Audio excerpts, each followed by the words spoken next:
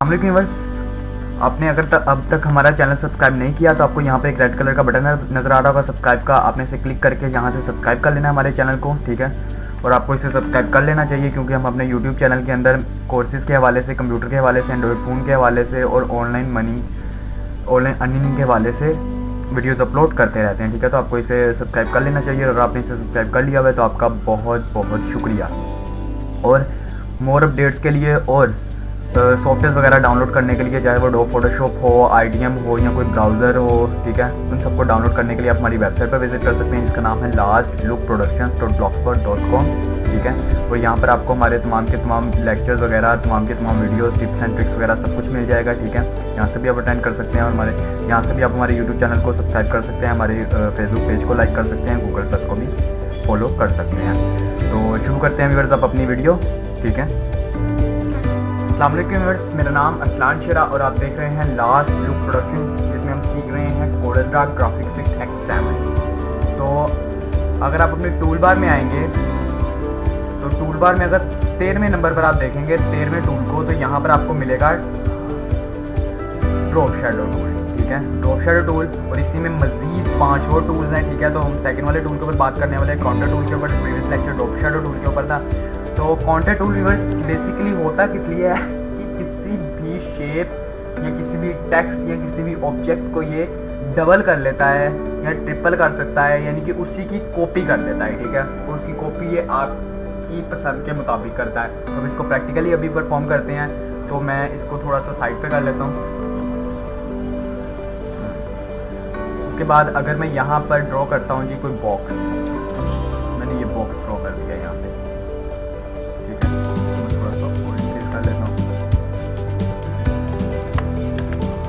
मैंने बॉक्स यहाँ पे ड्रॉ कर लिया। उसके बाद मैंने काउंटर सेलेक्ट कर लिया, ठीक है। पहले मैं बॉक्स के अंदर कोई कलर फिल कर लेता हूँ, मैंने ग्रीन कलर फिल कर लिया। उसके बाद मैंने यहाँ से काउंटर को सिलेक्ट किया। उसके बाद मैं यहाँ से इसके एक नोट से पकड़कर इसको ड्रॉप करवाता हूँ। आप इनसाइड भी कर सकते हैं और आउटसाइड भी कर सकते हैं, ठीक है, जिस तरफ आप चाहें। तो मैं इसको फिलहाल आउटसाइड करवाता हूँ पहले, ठीक है। आउटसाइड में आप देख सकते हैं कि इसने क्या किया कि उसकी बॉक्सेस की शेप्स अलग अलग तरीके से बना दी, ठीक है। तो आप इसको छोटा बड़ा भी कैसे कर सकते हैं, यहाँ से अब आपको वाज़े नज़र आ रहा होगा। तो अब चलते हैं इसकी मेन्यू बार की तरफ। तो मेन्यू बार में सबसे पहले अगर आप देखते हैं तो यहाँ पे आपको मिलती है प्री सेट लिस्ट। यहाँ पर आपके पास 2 शेप बनी बनाई हैं, ठीक है। ये देखिए, अगर आप बनी बनाई को यूज़ करना चाहते हैं तो उसे यूज़ कर सकते हैं, ठीक है। और अगर आप बनी बनाई को यूज़ नहीं करना चाहते तो फिर आप जो आप अपनी मर्ज़ी से बना रहे हैं उसके कर सकते हैं। और एक शेप अगर आपने बना ली और आप चाहते हैं कि आप नेक्स्ट टाइम भी उसी को ही यूज़ करें, आपको दोबारा बनानी ना पड़े, तो यहाँ इस पर क्लिक करके ऐड प्री सेट के ऊपर आप क्लिक करेंगे। ऐड दैन यहाँ पर आप कोई भी नाम दे लेंगे, मैं न्यू से नाम दे लेता हूँ और सेव करेंगे। तो यहाँ प्रीसेट में यहाँ पर देखिए न्यू के नाम से आ गई, ठीक है। और अगर आप इसको डिलीट करना चाहते हैं, ठीक है, तो आप माइनस से डिलीट भी कर सकते हैं। उसके बाद नेक्स्ट आ गया व्यूअर्स X एक्सिस और Y एक्सिस। X एक्सिस और Y एक्सिस इस चीज़ पर आता है कि आपका ऑब्जेक्ट आपके पेज पर किस जगह पर आपको नज़र आएगा, यानी कि किस जगह पर पड़ा हो। यहाँ पर आपको ये रूलर नज़र आ रहा है, इसके मुताबिक अगर आप यहाँ पर देखें तो ये -6 पॉइंट कुछ है और 5 पॉइंट कुछ है, ठीक है। इसके सेंटर के ऊपर ये काउंट करेगा। तो यहाँ से आप मैनुअली भी इसको इधर उधर कर सकते हैं कि देखिए आप ऊपर देख सकते हैं X एक्सिस और Y एक्सिस कम ज़्यादा हो रहे हैं, ठीक है। तो यहाँ से भी आप कर सकते हैं, यहाँ पे भी आप एंटर कर सकते हैं। उसके अलावा नेक्स्ट लीवर आ जाता है कि ऑब्जेक्ट का साइज़, ठीक है। अगर यहाँ पे 5.432 और 4.7 है तो यहाँ पर अगर मैं 2 करना चाहूँ तो 2 भी कर सकते हैं। ये नीचे वाला ऑटोमेटिकली इसके मुताबिक ऊपर वाले के मुताबिक एडजस्ट हो जाएगा। तो 4.5 अगर मैं कर दूँ तो ये हो जाएगा, ठीक है। Ctrl Z करके मैं इसे अंडू कर लेता हूँ, ठीक है। तो यहाँ से आप इसकी लेंथ और विड्थ को भी कंट्रोल कर सकते हैं। उसके बाद व्यूअर्स ये आ गया 2 काउंटर, ठीक है, कि आप अपने सेंटर में ये शेप बनाना चाहते हैं। तो इसे आप क्लिक करेंगे तो ये देखिए सेंटर में क्रिएट हो गई और ये ऑटोमेटिकली व्यूअर्स एडजस्ट करेगा जिस हिसाब से, यानी कि मैंने ये देखिए 1 2 3 4 इसके मुताबिक इसने क्या किया जी, सेंटर के अंदर इसने 15 ले लिए, ठीक है। तो ये स्टेप्स अपने मुताबिक ले लेता है, ठीक है। उसके बाद अगर आप चाहते हैं जी आपने इनसाइड करना है तो आप यहाँ से इनसाइड कर सकते हैं, ठीक है। इनसाइड में जैसे आप क्लिक करेंगे तो आपके पास ये ऑप्शन खुल जाएगा। यहाँ से आप अपनी मर्जी से ऐड करवा सकते हैं, ठीक है। 6 करवाना चाहिए 6 करवा सकते हैं अपनी मर्जी से। अगर 10 करवाना चाहते हैं तो 10 करवा सकते हैं, ठीक है। और उसके बाद यहाँ पर आ गया जी आउटसाइड काउंटर। तो आउटसाइड के अंदर भी आप अपनी मर्जी से एंटर करवा सकते हैं, ठीक है। सिर्फ और सिर्फ ये सेंटर के अंदर आप अपनी मर्जी से नहीं करवा सकते, ये ऑटोमेटिकली एडजस्ट करेगा। उसके अलावा इन दोनों के अंदर ये अपनी मर्ज़ी से नहीं करेगा, बल्कि आपकी मर्ज़ी से ये करेगा। उसके बाद नेक्स्ट आ गया व्यूअर्स आपके पास काउंटर ऑफ साइड, ठीक है। यानी कि अगर आप इसके बीच में, मैं इसको थोड़ा सा कम कर लेता हूँ, 5 कर लेता हूँ, ठीक है। इनके बीच में जो स्पेसिंग है, ठीक है, इन 5 बॉक्सेस के बीच में, वो आप कम ज़्यादा करना चाहें, ये इंक्रीज़ हो रही है। और अगर आप डिक्रीज़ करना चाहते हैं तो इस तरह से आप इसे डिक्रीज़ भी कर सकते हैं ईजीली। तो यहाँ से आप इसको डिक्रीज़ और इंक्रीज़ कर सकते हैं इनकी स्पेसिंग को, ठीक है। अगर आप मैं ये देखूँ तो ये जो इसकी स्पेसिंग है ये हो रही है। उसके बाद व्यूअर्स नेक्स्ट आ जाता है कि आप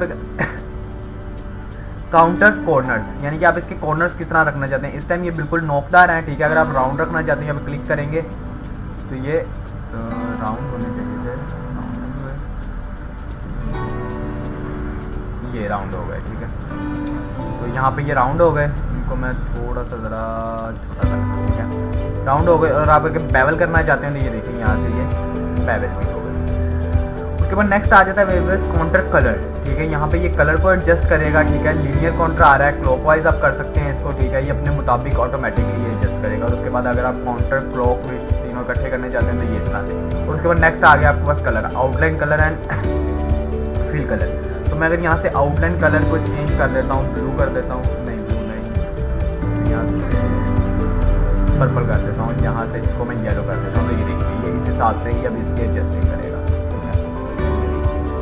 इस हिसाब से एडजस्ट करेगा। उसके बाद व्यूअर्स नेक्स्ट आपके पास आ जाता है G object and colour acceleration. यहाँ पर आपको एक लॉक का बटन नज़र आ रहा होगा, ठीक है। अगर ये लॉक लगा होगा तो ऑब्जेक्ट और कलर दोनों के दोनों ऑटोमेटिकली ये देखिए इसके मुताबिक ही शेप चेंज होगी, ठीक है। तो अगर आप इस लॉक को हटा देंगे, मैं इस लॉक को हटा देता हूँ, सॉरी इस लॉक को हटा देता हूँ, तो अब ये देखिए अब ये ऑब्जेक्ट को कर रहा है, ठीक है। और ये सिर्फ उस चीज़ को करेगा जो आपने बनाई हुई है, ठीक है। ये देखिए जो बनाई हुई है, जो मैंने पीछे रखा था, ठीक है, तो उसके ऊपर ये करने इफेक्ट नहीं डाल रहा।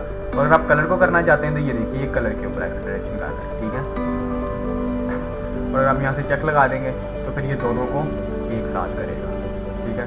उसके बाद अगर लेयर्स आ गई, तो लेयर्स सिंपली अगर मैं समझाऊं तो दो ऑब्जेक्ट्स के बीच में जो फ़र्क होता है उसको है, अगर मैं इसी की एक और कॉपी बना देता हूँ, ठीक है। और इसके अंदर मैं कलर येलो फिल कर देता हूँ, ठीक है। तो ये देखिए ये जो ऊपर पड़ी है ना ये लेयर है। तो अगर मैं यहाँ से इसको कराना चाहती हूँ कॉपी काउंटर प्रॉपर्टीज, अगर मैं इसको कॉपी करवा के यस कर देता हूँ, ये कह रहा है not click on the object you wish to try again, ठीक है। तो यानी कि एक क्लिक की जो जितनी भी प्रॉपर्टीज़ है, जो भी काम किया गया है, वो दूसरे ऑब्जेक्ट के ऊपर डालने के लिए आप इसको यूज़ कर सकते हैं।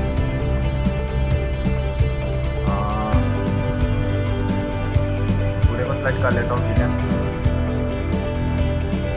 उसके बाद नेक्स्ट आ गया अगर आपने कोई काउंटर बनाया है, ठीक है, लेकिन आपको वो पसंद नहीं आ रहा, आप चाहते हैं कि वो ख़त्म हो जाए, तो आप यहाँ से इस पर क्लिक करके उसे ख़त्म भी कर सकते हैं। बिल्कुल आप स्टार्टिंग में आ जाएंगे जो आपका स्टार्टिंग पॉइंट है, ठीक है। तो आप वहाँ पर भी आ सकते हैं, ठीक है। उसके बाद नेक्स्ट व्यूअर्स ये चीज़ मैंने आपको फर्स्ट में भी बताई थी कि आप ये किसी टेक्स्ट के ऊपर भी अप्लाई कर सकते हैं। फॉर एग्जांपल अगर मैं यहाँ पर एक टेक्स्ट कर लेता हूँ जी www डॉट के बाद अगर मैंने इसको सेलेक्ट करने के बाद अब मैं इसको अप्लाई करता हूँ काउंटर ऑफसेट लार्ज, ये आ गया, ठीक है। तो आपने इस चीज़ का ख्याल रखना है कि इसके सेंटर से आप करें, ठीक है। और उसके बाद ये देखिए अगर आप यहाँ से इसके साइज़ को डिक्रीज़ और इंक्रीज़ करेंगे तो ये इस तरह से हो जाएगा, ठीक है।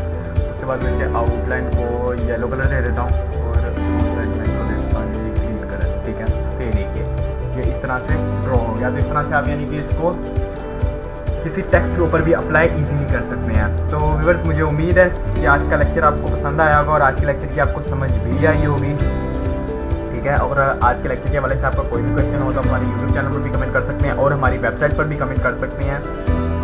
तो इंशाल्लाह जहाँ तक हो सकेगी मैं आपकी मदद करूँगा, ठीक है। और अगर आपको ये वीडियो अच्छी लगी तो इसे लाइक कीजिएगा, अपने दोस्तों और अपनी फैमिली मेम्बर्स में से शेयर कीजिएगा और हमारे यूट्यूब चैनल को सब्सक्राइब करना मत भूलिएगा और हमारे फेसबुक पेज को भी लाइक कीजिएगा, ठीक है। तो मिलेंगे नेक्स्ट लेक्चर में। खुदा हाफिज़।